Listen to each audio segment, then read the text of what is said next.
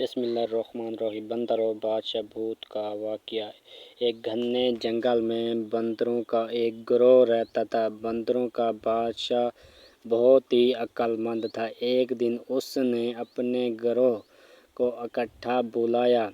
میرے پیارے بندروں، ہم خوش قسمت ہیں کہ اس خوبصورت جنگل میں رہتے ہیں، لیکن خبردار، درخت اور پودے ہرے بھرے اور سرسبز ہوتے ہیں، لیکن ان میں سے بہت زہریلے پھل ہوتے ہیں۔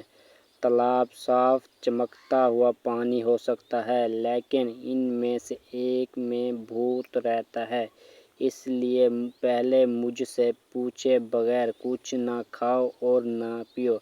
اگلے دن ایک بندر کو پیاس لگی۔ اسے بادشاہ کی بات یاد آئی اور وہ اس سے بات کرنے چلا گیا۔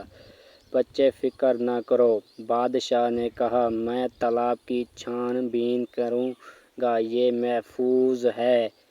جب وہ تالاب کے قریب پہنچا تو اس نے دیکھا کہ بڑے بڑے قدم اندر جا رہے ہیں، لیکن باہر نہیں آ رہے۔ بادشاہ نے نتیجہ آخر کیا کہ یہ وہ جگہ ہے جہاں بھوت چھپا ہوا ہے۔ سب بندر رونے لگے، اس فکر میں کہ وہ پانی کیسے پئیں گے۔ بادشاہ نے انہیں تسلی دی اور بھوت کا مقابلہ کرنے چلے گئے۔ بھوت نے کہکہا لگائی، تم بڑے مخمص میں ہو بندر بادشاہ، اگر تم بندر تالاب میں آئے تو میں انہیں کھاؤں گا، اگر وہ ایسا نہ کریں تو وہ پیاس سے مر جائیں گے۔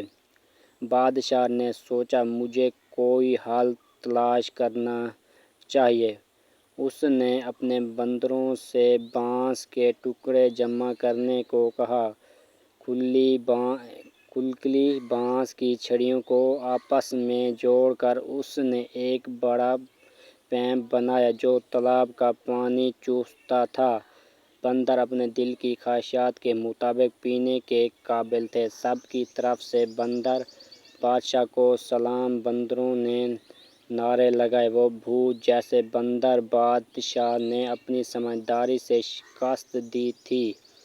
وہ لمبے چہرے کے ساتھ تالاب میں واپس چلا گیا۔ جب چیزیں مشکل لگیں تو کبھی ہمت نہ ہارو بندرو، بادشاہ کی طرح باصبر اور ہوشیار رہو۔